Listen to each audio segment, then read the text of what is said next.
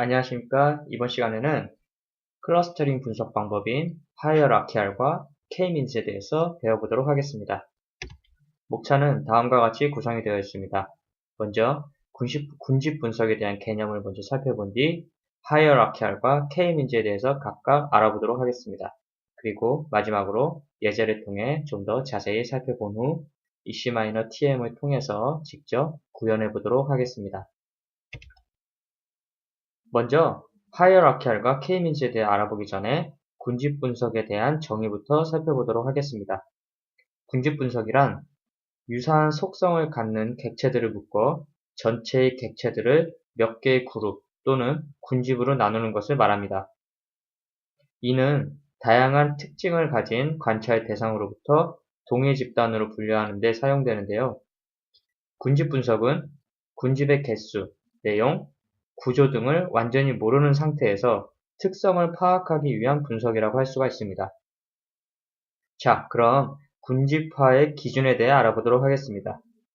군집화의 기준은 유사성이 높은 객체들은 같은 군집에 포함시키고 상대적으로 유사성이 낮은 객체들은 서로 다른 군집에 포함합니다. 이러한 군집화를 위한 변수로는 전체 객체의 속성을 판단하기 위한 기준이 되며 예를 들어 공정주업의 세분화, 고객 세분화 등이 있습니다. 자, 이제 하이어라키알의 개념에 대해 알아보도록 하겠습니다. 군집 방법은 크게 계층적 방법과 비계층적 방법으로 구분됩니다. 하이어라키알은 그중 계층적 방법이며 사전에 군집수 K를 정하지 않고 단계적으로 서로 다른 군집 결과를 제공해 줍니다. 이러한 하이어라키알은 또다시 쥐꾀법과 분리법으로 나뉘는데요. 쥐꾀법이란 각 객체가 하나의 군집을 가지고 시작하여서 유사한 객체들을 묶어 군집을 만들고 다시 유사한 군집끼리를 묶어서 새로운 군집을 만들어 나가는 방법이고, 분리법은 쥐꾀법의 역순으로 진행되는 것입니다. 본 강의 자료에서 소개되는 여러 군집 방법 중 다이아나 방법만 분리적 방법이고 나머지는 쥐꾀법입니다. 이러한 군집은 보통 추리나 덴도그램으로 그려서 표현합니다. 자, 군집 간 거리 척도 및 연결법에 대해 알아보도록 하겠습니다. 먼저 기술에 필요한 기호를 먼저 보겠습니다. CI는 i번째 군집을 의미합니다. 여기에 절대값 표시를 한 것이 i번째 군집의 개체수입니다.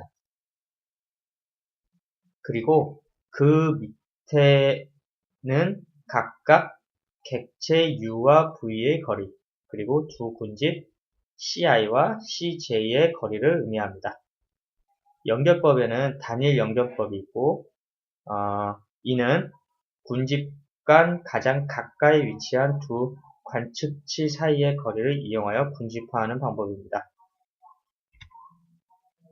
자, 완전 연결법이란 군집 간 가장 멀리 위치한 두 관측치 사이의 거리를 이용하여 군집화하는 것입니다. 그리고 또 마지막으로 평균 연결법은 군집 간 연결 가능한 모든 객체의 연결 길이의 평균 거리를 이용하여 군집화하는 방법입니다. 또한 중심 연결법이라는 것이 있습니다. 이는 군집의 중심 좌표를 이용하여 군집화합니다. 이렇게 중심 연결법을 이용한 군집의 거리는 다음과 같습니다. 군집수 결정 방법에 대해 알아보도록 하겠습니다. 객관적인 결정 방법은 존재하지 않으며 다음과 같은 통계량을 통하여 이 군집의 군집화에 대한 정지 시점을 결정합니다. 먼저 새 군집의 RMS 표준 편차입니다. 이는 두 개의 군집을 하나로 묶은 새로운 군집에 대한 합동 표준 편차로 급격한 증가가 생길 경우 군집화를 마치는 것입니다. 두 번째는 Semi Partial R-Square입니다. 이는 동질성 손실의 비율로 동질성 손실이 작을수록 통합 후 군집의 동질성이 크다는 원리를 가지고 군집수를 결정하는 방법입니다. 계속해서 군집 간의 거리는 통합될 두 군집 간의 거리로서 다음과 같이 산출하여 판단합니다. 자, R2는 객체들의 총 변동 중 군집 간 변동이 설명하는 비율로 급격한 감소가 있다면 그 시점에서 군집을 중지하는 방법이고 다음과 같이 정의됩니다. 자, 이번에는 K-means에 대해서 알아보도록 하겠습니다. K-means는 사전에 결정된 군집수 K에 기초하여 전체 데이터를 상대적으로 유사한 K의 군집으로 구분하는 방법입니다. 군집의 수 K를 사전에 정의하여 상호 배반적인 K의 군집을 형성합니다. 자, 절차는 다음과 같습니다. 먼저 어떤 규칙에 의해 K개의 객체 좌표를 초기 군집의 중심 좌표로 선정합니다. 그 다음에 각 객체에 대해 K개의 군집 중심 좌표와의 거리를 산출한 후 가까운 군집의 객체를 배정합니다. 그리고 나서 새로운 군집에 대한 중심 좌표를 산출합니다. 마지막으로 새로 산출된 중심 좌표값과 이전 좌표값을 비교하여 수렴 조건에 들면 마치고 그렇지 않으면 첫 번째 스텝부터 반복하게 됩니다. 자, 그럼 초기 군집 좌표 선정을 어떻게 할까요? 먼저 대상 객체 중 무작위로 선정하는 무작위 방법이 있습니다. 그리고 전체 객체의 중심 좌표에서 가장 멀리 위치하는 객체를 선정하는 외곽 객체 선정이 있습니다. 자, 초기 군집수 결정 방법은 군집 중심으로부터 각 관찰 단위까지의 거리의 제곱합을 최소화하는 방법을 사용합니다. 그리고 나서 군집수를 결정하는 절차는 다음과 같습니다. 자, 먼저 군집의 수 K에서 K-means 클러스터링을 수행합니다. 그리고 K 군집에서의 총 오차 제곱합 JK를 구합니다. 그 이후 K를 증가시켜가며 앞의 과정을 반복합니다. 보통 K가 증가함에 따라 JK 값이 감소하게 되는데 감소의 폭이 둔화되어 일정하게 유지되기 시작하는 점 K를 적정 군집의 수로 정해주게 됩니다. 자, 예제입니다. 사용할 데이터는 미국에서 판매되는 자동차의 특성에 관한 자료입니다. 변수로는 다음과 같이 6개로 이루어져 있습니다. 하이어라키얼과 K-means 분석을 위한 스트링 구성은 다음과 같으며 우선적으로 데이터를 불러옵니다. 그리고 나서 필터 노드를 통해 분석에 사용되지 않을 make 변수를 제거하여 줍니다. 그 이후 군집 분석을 위한 하이어라키얼과 K-means 모델 노드를 연결합니다. 이렇게 연결을 하게 되면 관련 속성 창에서 적정한 속성을 설정해 주어야 하는데요. 다음 슬라이드에서 이 부분에 대해 자세히 살펴보도록 하겠습니다. 먼저 하이어라키얼 모델 노드 옵션 부분입니다. 중요한 것이 먼저 절단 기준입니다. 이는 전체 데이터들을 그룹화하는 기준으로 클러스터 개수는 입력된 클러스터 개수로 그룹화합니다. 만약 절단 기준으로 절단 거리를 선택할 경우 클러스터 간의 절대적 거리를 바탕으로 전체 데이터를 그룹화합니다. 다음은 클러스터 개수입니다. 여기서는 전체 데이터를 그룹화하려는 그룹의 수를 지정합니다. 다음 옵션인 절단 거리는 그룹화의 기준이 되는 클러스터 간의 절대 거리를 지정하는 것으로 0 이상의 실수값을 지정하여 줍니다. 자, 계속해서 하이어라키얼 모델의 옵션을 살펴보도록 하겠습니다. 자, 이번에는 거리 측정법입니다. 사용자가 원하는 거리 측정법을 다음과 같은 여러가지 방법 중 선택하여 지정하여 주고 연결 방법 또한 하나를 선정하여 줍니다. 다음은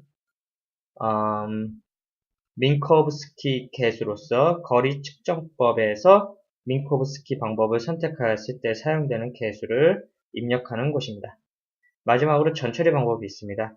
표준화를 할지 아니면 평균 보정을 할지 아니면 전처리를 수행하지 않을지 여부를 설정해 줍니다. 자, 이번에는 k-means node 옵션입니다. 먼저 군집수를 결정해 줍니다. k-means는 수행 시 군집의 수 k를 정해야 하므로 분석 전에 플롯 등을 통해 군집의 수를 대략적으로 파악해 놓아야 합니다. 그리고 최대 시행수를 결정합니다. 또한 초기화 수를 결정하여야 하는데 군집 중심을 무작위로 구하는 횟수입니다. 초기 군집 중심점이 랜덤하게 정해지기 때문에 가장 좋은 결과가 언제 나올지는 모릅니다. 따라서 가장 좋은 결과를 얻기 위해서는 여러 번 루프를 돌아야 합니다. 자, 그리고 K-means에서도 하이어라키알과 같이 거리 측정법과 민코브스키 계수 설정 그리고 전처리 방법 등을 설정하여야 합니다. 자, 그리고 나서 화면 표시 노드를 각각 연결하여 실행시킵니다. 그러면 다음과 같은 결과가 도출됩니다. 자, 원 데이터에 군집 결과값이 컬럼으로 추가된 결과 데이터가 생성이 되는데 K-means의 경우에는 각 그룹의 중심점까지의 거리까지 추가되어 결과 데이터가 생성됩니다.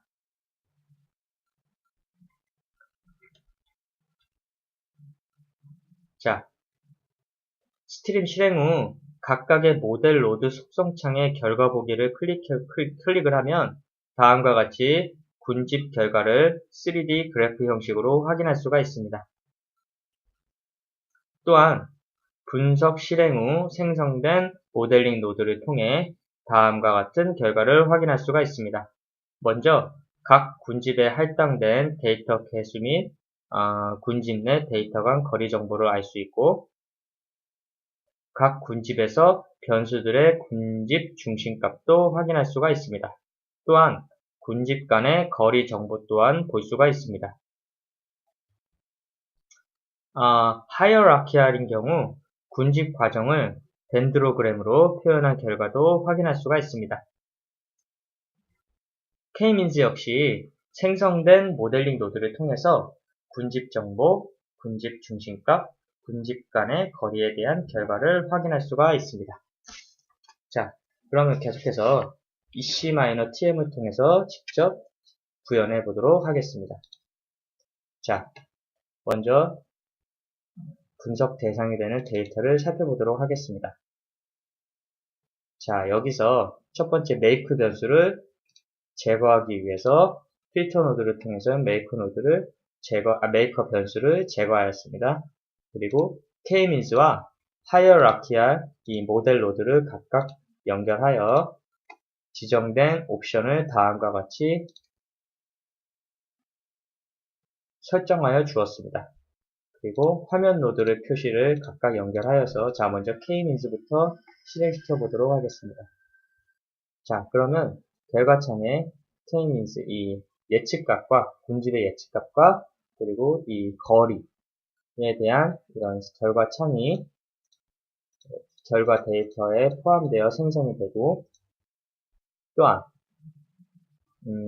k-means 모드를 누른 이후에 자, 결과 보기를 클릭하면 자, 저희가 k-means 분석을 하기 위해 이용한 이 독립 변수들을 각각 축에 설정을 해줘서 그리면은 이런 식으로 3D 그래프로 군집화에 대한 이 모습을 볼 수가 있습니다.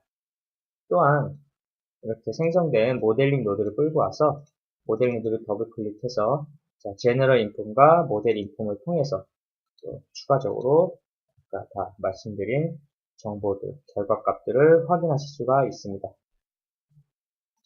자, 하이어라키알도 마찬가지입니다. 자, 옵션을 설정해주고 자, 화면 표시를 연결한 이후에 실행을 시키면 하이어라키알 같은 경우는 이 군집 예측값만 이렇게 표현이 되고 자, 역시 모델 노드를 클릭해서 결과 보기를 클릭하면 이 역시 내가 원하고자 하는 독립 변수들을 통해서 어떻게 군집화가 이루어졌는지에 대한 이런 그래프도 확인하실 수가 있습니다.